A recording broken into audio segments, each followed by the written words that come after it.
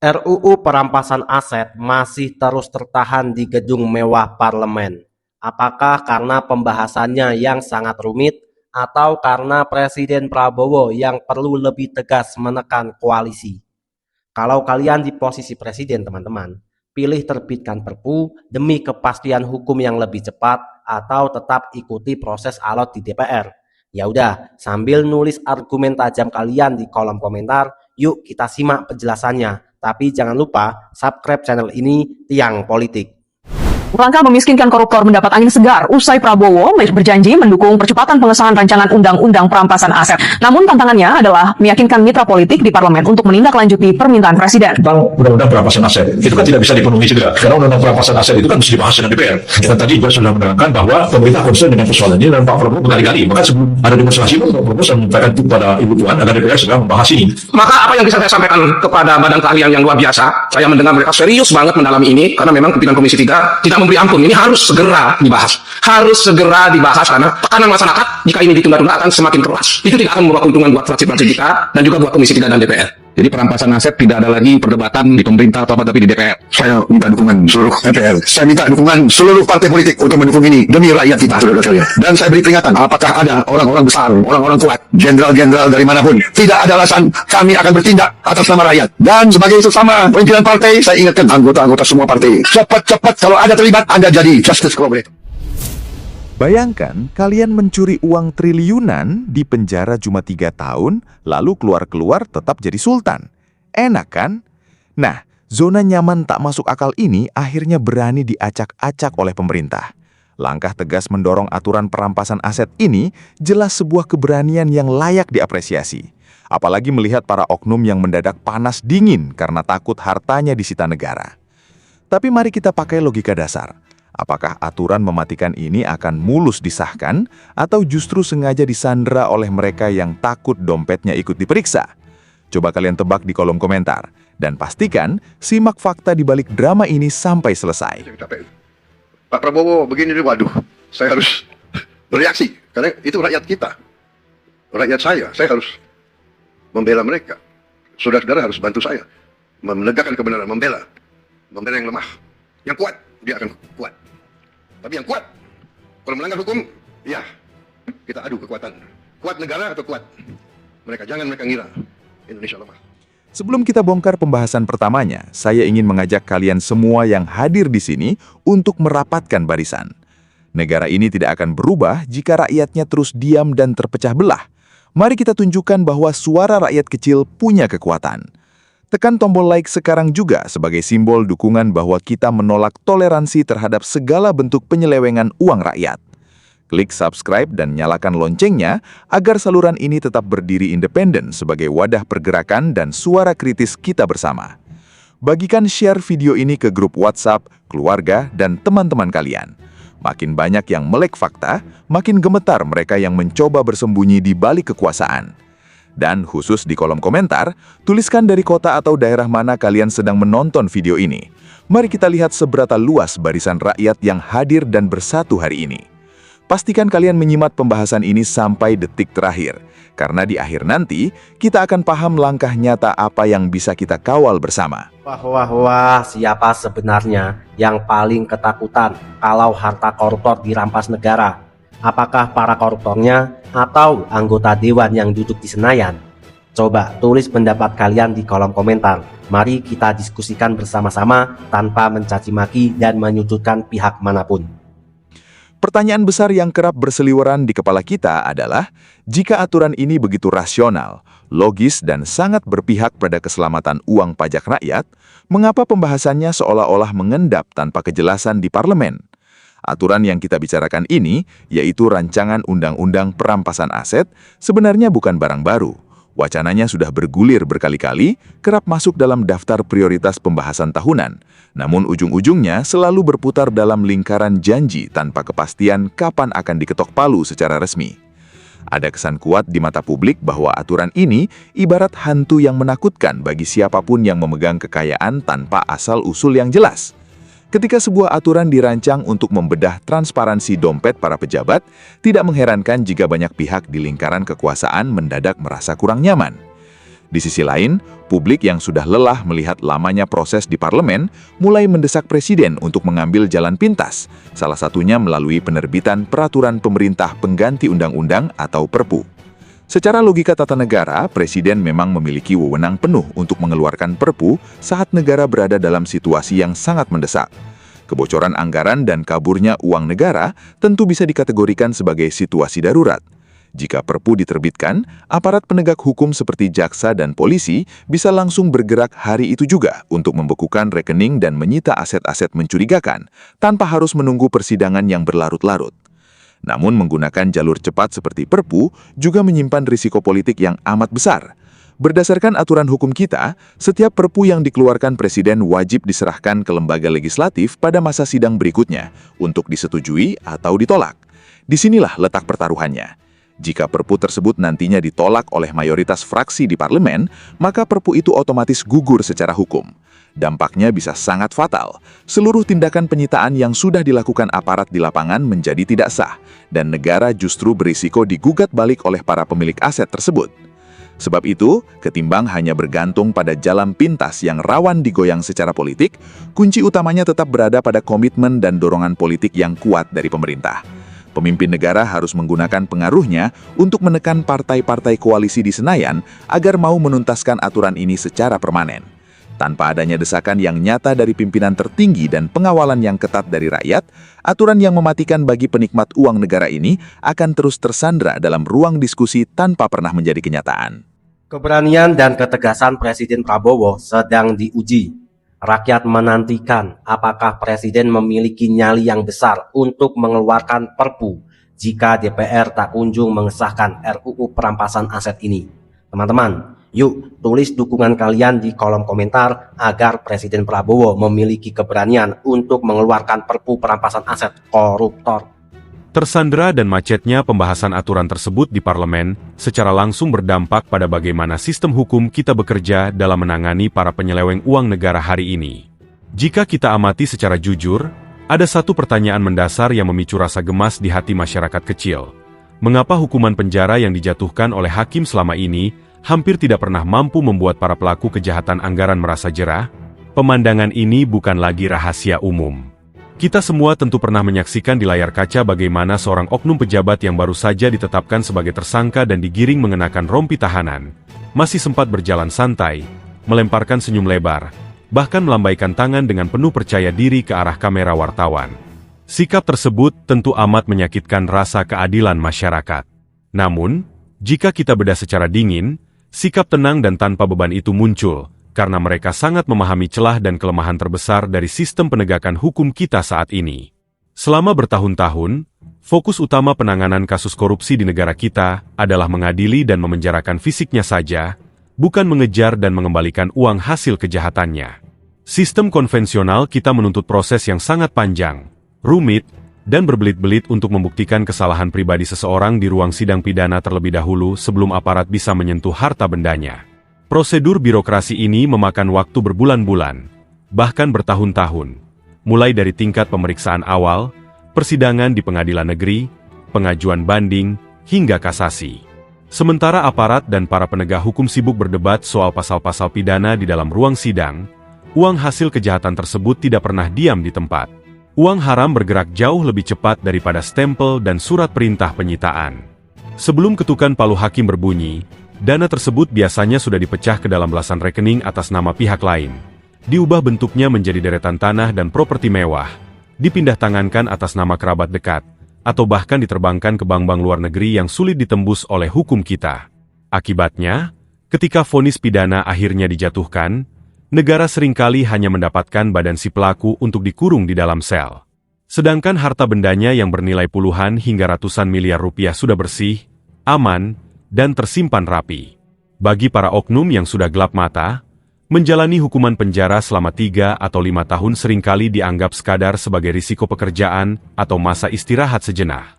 Mereka mengorbankan sedikit waktu dan kebebasan fisiknya, karena mereka tahu betul bahwa setelah masa hukuman itu selesai, mereka bisa keluar dan kembali menikmati kekayaan melimpah yang tidak akan habis hingga beberapa generasi ke depan. Ini adalah pertukaran yang sangat menguntungkan bagi para penjahat berdasi, sekaligus bentuk kekalahan yang nyata bagi rakyat kecil yang uang pajaknya dijarah.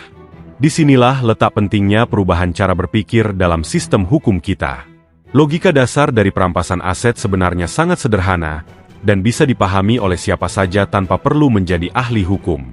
Konsep ini memindahkan fokus perhatian dari mengejar orangnya menjadi mengejar bendanya. Bayangkan sebuah skenario yang sangat wajar. Seorang pejabat atau penyelenggara negara memiliki gaji resmi yang tercatat jelas, katakanlah belasan atau puluhan juta rupiah per bulan. Namun, dalam hitungan tahun, pejabat tersebut memiliki deretan mobil mewah, rumah megah di kawasan elit, dan simpanan dana yang nilainya mencapai puluhan miliar rupiah. Secara akal sehat, profil kekayaan tersebut sama sekali tidak cocok dengan penghasilan resminya. Dalam sistem hukum lama, negara harus setengah mati membuktikan dari mana setiap rupiah uang haram itu diperoleh melalui persidangan pidana yang panjang. Namun dengan konsep baru yang diusung dalam aturan perampasan aset, prinsip pembuktiannya balik dibalik. Beban pembuktian justru diberikan kepada si pejabat itu sendiri. Pejabat bersangkutan wajib menjelaskan dan membuktikan secara transparan di hadapan hukum dari mana asal-usul kekayaannya yang melimpah tersebut. Jika ia mampu membuktikan bahwa harta tersebut diperoleh secara sah dari warisan, bisnis pribadi yang legal, atau sumber lain yang sah, maka hak atas hartanya tetap terlindungi secara penuh. Tetapi jika ia tidak mampu membuktikannya, maka negara memiliki kewenangan penuh untuk langsung mengambil alih dan menyita seluruh aset yang tidak wajar tersebut untuk dikembalikan ke kas negara. Mekanisme ini kerap disebut sebagai tindakan penyitaan berbasis aset tanpa harus menunggu vonis pidana. Negara tidak perlu lagi menghabiskan energi bertahun-tahun hanya untuk membuktikan pidana orangnya terlebih dahulu. Begitu ditemukan indikasi kuat adanya kekayaan yang tidak wajar dan tidak dapat dijelaskan asal-usulnya, aparat penegak hukum bisa langsung membekukan dan merampas harta tersebut. Metode inilah yang sebenarnya menjadi momok paling menakutkan bagi para penyeleweng uang rakyat. Hukuman fisik berupa penjara mungkin masih bisa mereka jalani dengan nyaman. Apalagi jika mereka mampu membeli berbagai fasilitas ekstra di dalam sel. Namun, ketika seluruh kekayaan haramnya dirampas sampai tak tersisa 1 rupiah pun, ketika status sosial dan kemewahan yang mereka banggakan dicabut seketika, disitulah letak efek jera yang sesungguhnya. Tanpa adanya harta hasil curian yang tersisa, kejahatan tidak lagi menjadi investasi yang menguntungkan. Menatap kenyataan bahwa keluarga dan kelompoknya tidak bisa menikmati hasil kejahatan tersebut, adalah hukuman psikologis dan finansial yang jauh lebih berat daripada sekadar mendekam di balik terali besi. Oleh karena itu, pergeseran fokus penegakan hukum dari sekadar memenjarakan badan menuju pemiskinan aset adalah satu-satunya cara rasional untuk menghentikan pendarahan anggaran negara. Selama hukum kita hanya tajam dalam mengurung fisik namun tumpul dalam menyita harta, selama itu pula panggung keadilan di negeri ini akan terus dijadikan bahan tertawaan oleh mereka yang merasa kekayaannya aman dari jangkauan hukum. Sambil menunggu kepastian pembahasan aturan perampasan aset diketok palu oleh para wakil rakyat, kita tidak boleh membiarkan penegakan hukum di negeri ini berhenti bergerak atau bersikap pasif. Pemerintah sebenarnya tidak perlu sepenuhnya tersandera oleh proses panjang di legislatif, karena di dalam ranah eksekutif sendiri sudah ada berbagai instrumen hukum yang bisa dan harus dimaksimalkan sejak hari ini. Langkah konkret pertama yang bisa langsung diperkuat adalah mengoptimalkan penerapannya melalui aturan tindak pidana pencucian uang atau TPPU. Selama ini, instrumen pencucian uang seringkali hanya dijadikan sebagai pasal pelengkap yang baru digunakan setelah kejahatan utamanya terbukti. Padahal, jika dikolaborasikan secara agresif antara lembaga pengawas keuangan, kepolisian, kejaksaan, dan Badan Pemberantasan Korupsi, jejak aliran dana mencurigakan bisa langsung dilacak hingga ke muara akhirnya. Melalui mekanisme pembuktian terbalik yang sudah terkandung dalam pasal-pasal pencucian uang, penegak hukum sebenarnya memiliki ruang untuk menuntut kejelasan atas profil kekayaan yang melonjak secara tidak wajar. Ketika seorang oknum tidak bisa menjelaskan secara logis dari mana asal-usul dana fantastis di rekeningnya, aparat memiliki dasar hukum yang kuat untuk membekukan transaksi tersebut sebelum uangnya sempat diterbangkan ke luar negeri atau dipindah tangankan ke pihak lain. Langkah kedua yang tidak kalah penting adalah menutup rapat-rapat celah penyembunyian aset melalui pengetatan transparansi pemilik manfaat, atau yang dikenal dengan istilah beneficial ownership. Sudah menjadi rahasia umum bahwa para penyeleweng uang negara jarang sekali menyimpan harta hasil kejahatan atas nama pribadi mereka secara langsung. Mereka sangat cerdik dengan memanfaatkan nama kerabat, sopir pribadi, atau mendirikan perusahaan cangkang atas nama orang lain untuk menyamarkan kekayaan tersebut. Dengan mewajibkan seluruh perusahaan dan lembaga keuangan melaporkan siapa sosok sebenarnya yang menjadi pemilik atau penerima manfaat akhir dari suatu aset, modal para oknum untuk bersembunyi di balik nama pihak ketiga akan runtuh secara otomatis. Selain itu, pemerintah juga harus lebih berani dan agresif dalam menjalin kerja sama hukum internasional. Banyak uang hasil penyelewengan di dalam negeri yang sengaja dilarikan dan diparkir di negara-negara yang menawarkan perlindungan pajak ketat atau aturan perbankan yang tertutup. Melalui perjanjian bantuan hukum timbal balik dengan berbagai negara sahabat, pemerintah bisa melacak, membekukan, dan menarik kembali dana-dana yang kabur ke luar negeri tersebut tanpa harus melewati prosedur birokrasi yang berbelit-belit. Diplomasi hukum yang kuat di tingkat global akan mengirimkan pesan tegas bahwa tidak ada tempat yang benar-benar aman di dunia ini untuk menyembunyikan uang hasil merampok hak rakyat. Namun, di tengah semangat untuk memiskinkan para penjahat anggaran, kita juga harus bersikap kritis dan cermat. Penerapan aturan penyitaan aset yang sangat kuat ini wajib dipagari oleh sistem pengawasan yang super ketat, transparan, dan akuntabel. Kita tidak boleh membiarkan instrumen hukum yang berniat baik ini di kemudian hari justru disalahgunakan sebagai alat politik oleh pihak yang memegang kekuasaan untuk menindas lawan-lawan politiknya atau merugikan masyarakat biasa. Oleh karena itu, setiap tindakan penyitaan dan pembekuan harta harus tetap melalui izin, pengujian alat bukti yang sah, serta penetapan resmi dari lembaga peradilan yang independen. Aparat penegak hukum tidak boleh diberi wewenang tunggal untuk menyita kekayaan seseorang secara sepihak tanpa kontrol yang jelas. Sistem saling mengawasi antara penyidik dan hakim harus berjalan mutlak. Aturan ini juga wajib memberikan perlindungan hukum dan hak sanggah yang jelas bagi pihak ketiga yang beritikat baik. Jangan sampai ada pengusaha jujur, mitra bisnis, atau warga masyarakat biasa yang hartanya ikut terseret atau disita secara tidak adil hanya karena pernah melakukan transaksi jual-beli secara legal dengan oknum yang belakangan terjerat kasus. Proses pengajuan keberatan di pengadilan harus dibuat terbuka untuk umum, cepat, dan tidak membebani biaya yang mahal, sehingga keadilan benar-benar berdiri seimbang bagi semua pihak. Hal krusial lainnya yang tidak boleh terlewatkan adalah pengawasan terhadap aset yang berhasil disita oleh negara. Jangan sampai harta puluhan miliar yang sudah susah payah dirampas dari tangan koruptor justru hilang, menyusut nilainya, atau malah menjadi bancakan baru di tingkat oknum penegak hukum. Pemerintah perlu menunjuk atau membentuk lembaga pengelola aset negara yang independen dan dikelola secara profesional. Seluruh alur proses, mulai dari tahap penyitaan, pemeliharaan barang bukti, pelelangan umum, hingga penyetoran kembali uangnya ke kas negara, harus diaudit secara berkala oleh lembaga pemeriksa keuangan dan dapat diakses publik secara terbuka. Pada akhirnya, esensi dari seluruh perjuangan mendorong aturan ini bukanlah sekadar tentang prosedur hukum atau perdebatan pasal semata, melainkan tentang keberanian moral negara untuk berpihak pada rakyat kecil. Setiap rupiah uang negara yang dicuri atau diselewengkan adalah hak rakyat yang hilang, hak untuk mendapatkan fasilitas kesehatan yang layak, pendidikan yang terjangkau, harga bahan pokok yang stabil, serta infrastruktur yang memadai di seluruh pelosok daerah. Kita tidak boleh lagi membiarkan hukum di negeri ini terlihat ompong dan kalah cerdik dari para perampok uang negara. Negara tidak boleh kalah oleh oknum-oknum yang memperkaya diri di atas penderitaan masyarakat. Pengesahan aturan yang tegas serta pemanfaatan instrumen hukum yang ada secara maksimal adalah harga mati untuk mengembalikan kepercayaan publik dan mewujudkan keadilan sosial yang nyata bagi seluruh rakyat Indonesia. Di tengah gelombang perjalanan sejarah bangsa, momentum peringatan ulang tahun kemerdekaan Republik Indonesia yang ke-81 ini menjadi ajang refleksi yang sangat mendalam bagi kita semua sebagai rakyat kecil. 81 tahun sudah bendera merah putih berkibar bebas dari cengkeraman penjajah asing.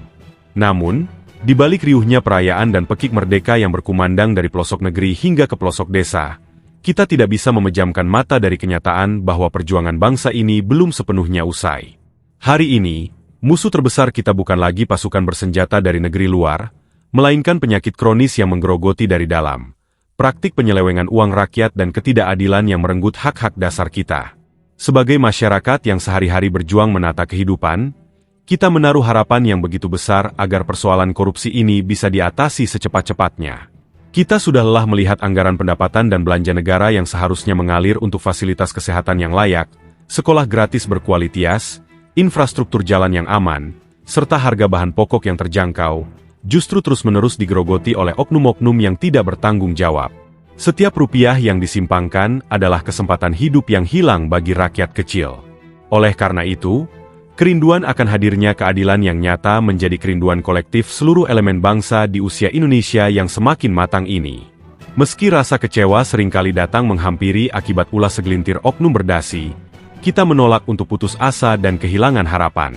Rakyat kecil memilih untuk tetap bersatu dan menjaga rasa percaya bahwa di tengah riuhnya panggung politik, masih banyak pemimpin dan pejabat yang bersih, berintegritas, serta memiliki hati nurani yang murni untuk membela kepentingan rakyat. Kita percaya masih ada wakil-wakil rakyat dan penyelenggara negara yang tidak bisa dibeli dengan kekuasaan, yang benar-benar berniat tulus mengabdi demi kemajuan tanah air. Salah satu wujud nyata dari kehendak rakyat yang paling mendesak hari ini, adalah dorongan tanpa henti agar rancangan undang-undang perampasan aset segera disahkan menjadi undang-undang yang permanen dan tanpa celah. Kehadiran undang-undang ini adalah kunci utama untuk mencabut akar kejahatan anggaran hingga ke dasar-dasarnya. Hukum tidak boleh lagi hanya garang memenjarakan fisik orangnya dalam hitungan tahun, tetapi tumpul dalam menyita harta kekayaannya. Rakyat merindukan sebuah mekanisme hukum di mana siapapun yang memegang harta tidak wajar dan tidak bisa membuktikan asal-usulnya secara sah, harus rela kekayaan tersebut dirampas dan dikembalikan secara penuh ke kas negara. Dengan aturan pemiskinan yang tegas seperti ini, kejahatan tidak akan lagi menjadi investasi yang menguntungkan di atas penderitaan orang banyak. Kami, rakyat kecil dari berbagai pelosok daerah, menegaskan komitmen bersama. Kami tidak akan tinggal diam. Kami akan terus bersatu, merapatkan barisan, dan mengawal proses legislasi ini sampai RUU perampasan aset benar-benar resmi diketok palu dan diundangkan. Pengawalan ini bukan sekadar bentuk pengawasan pasif, melainkan sebuah gerakan moral yang masif dari masyarakat yang merindukan bumi Indonesia bebas secara mutlak dari racun korupsi. Kita ingin memastikan bahwa aspirasi rakyat tidak dikesampingkan atau dilarutkan dalam ruang kompromi politik yang merugikan bangsa. Dalam perjalanan pengawalan ini, kita juga membuktikan integritas sebagai masyarakat yang dewasa, cerdas, dan solid. Kita sadar betul bahwa strategi klasik dari pihak-pihak yang merasa terancam dengan aturan ini adalah mencoba memecah belah kekuatan rakyat. Mereka berusaha melempar isu-isu sensitif, memicu perdebatan kusir, dan mengadu domba antar sesama rakyat kecil agar perhatian kita teralih dari substansi masalah yang sebenarnya. Namun, di usianya yang ke-81 ini, bangsa Indonesia terbukti tidak mudah diprovokasi. Rakyat tidak akan mau diadu domba hanya karena perbedaan sudut pandang, suku, agama, atau pilihan politik praktis. Fokus dan energi kita sepenuhnya tertuju pada satu tujuan utama, mengawal penegakan hukum yang adil dan membebaskan negeri ini dari para perampok hak-hak publik. Rasa terima kasih dan apresiasi yang setinggi-tingginya turut kita haturkan kepada para pemimpin dan pejabat bersih yang tanpa lelah terus berdiri di barisan depan membela kejujuran. Keberanian mereka untuk mendobrak sistem yang membusuk dan memperjuangkan aturan yang pro-rakyat adalah cahaya harapan bagi masa depan Indonesia. Doa yang tulus dan tidak pernah putus selalu terlantang dari bilik-bilik rumah rakyat kecil. Semoga para pemimpin, pejabat, serta seluruh aparat penegak hukum yang jujur senantiasa diberikan kesehatan, ketabahan, perlindungan dari Tuhan Yang Maha Esa, serta keberanian yang tidak pernah surut dalam menjalankan tugas sucinya. Peringatan 81 tahun kemerdekaan Indonesia harus menjadi titik balik menuju era baru Indonesia yang bersih, berkeadilan, dan sejahtera. Dengan persatuan rakyat yang tidak tergoyahkan, dengan ketegasan hukum yang tidak pandang bulu melalui pengesahan Undang-Undang Perampasan Aset, serta dengan lindungan doa bagi para pemimpin yang lurus, kita yakin dan optimistis bahwa cita-cita membebaskan bumi pertiwi dari cengkeraman korupsi bukanlah sekadar mimpi di siang bolong, melainkan kenyataan yang sedang kita perjuangkan dan wujudkan bersama. Iya teman-teman, terima kasih masih bersama Tiang Politik. Teman-teman, setelah kita mendengarkan dan menyimak penjelasan tadi, mari kita beropini bersama-sama, mari kita berdiskusi bersama-sama, tentu tanpa mencaci maki siapapun, tanpa menyudutkan pihak manapun. Teman-teman, mari kita beropini, ngobrol cantik sambil minum kopi. Alhamdulillah, manis sekali, seperti janji para politisi saat mencari suara. Teman-teman, lambatnya pergerakan di parlemen membuat perhatian publik kini tertuju penuh pada ketegasan Presiden Prabowo. Publik tidak butuh lagi retorika pidato berapi-api di podium.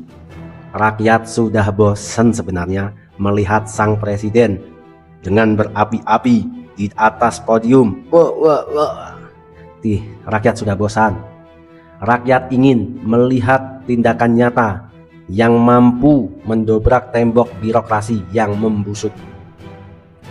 Muncul desakan keras agar presiden mengambil jalan pintas dengan menerbitkan peraturan pemerintah pengganti undang-undang atau Perpu perampasan aset. Namun teman-teman, kalau kita bedah secara dingin, langkah menerbitkan Perpu ini menyimpan dilema politik dan hukum yang sangat besar. Dari sisi positifnya teman-teman, menerbitkan Perpu adalah hak absolut presiden jika dinilai ada kegentingan yang memaksa.